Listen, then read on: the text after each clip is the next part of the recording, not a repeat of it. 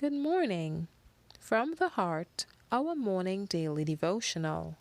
The reading is entitled, In Christ's Steps, March 15th. I suffered much for thee, much more than tongue can tell, of bitterest agony, to rescue thee from hell.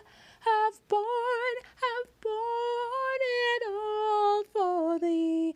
What hast thou borne for me? I've borne it all for thee. What hast thou borne for me?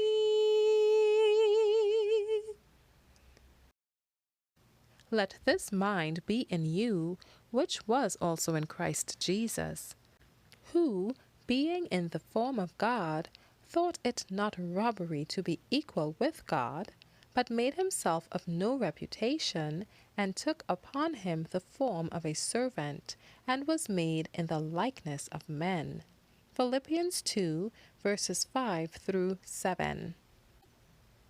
The Son of God left his riches and honor and glory, and clothed his divinity with humanity, that humanity might take hold of divinity and become a partaker of divine nature. He came not to live in the palaces of kings, to live without care and labor, and be supplied with all the conveniences which human nature naturally craves. The world never saw its Lord wealthy. In the council of heaven he had chosen to stand in the ranks of the poor and the oppressed, to learn the trade of his earthly parent. He came to the world to be a reconstructor of character, and he brought into all his work the perfection which he desired to bring into the character he was transforming by his divine power. Nor did he shun the social life of his countrymen, that all might become acquainted with God, manifest in the flesh. He mingled with every class of society, and was called the friend of sinners. In himself Christ possessed an absolute right to all things, but he gave himself to a life of poverty, that we might be rich in heavenly treasure. Commander in the heavenly courts, he took the lowest place on earth. Rich, yet for our sake he became poor. For a little time the Lord allows his people to be stewards, that he may test their character.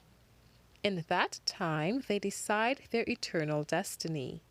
If they work in opposition to the will of God, they cannot belong to the royal family.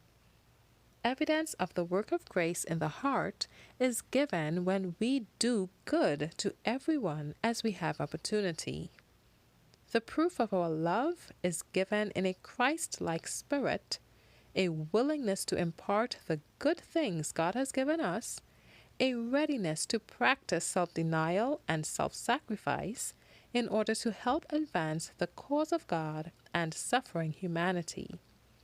Never should we pass by the object that calls for our liberality.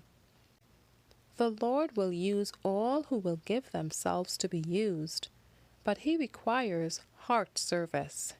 When the heart is given to God, our talents, our energy, our possessions, all we have and are, will be devoted to his service. Thank you for listening. Shalom.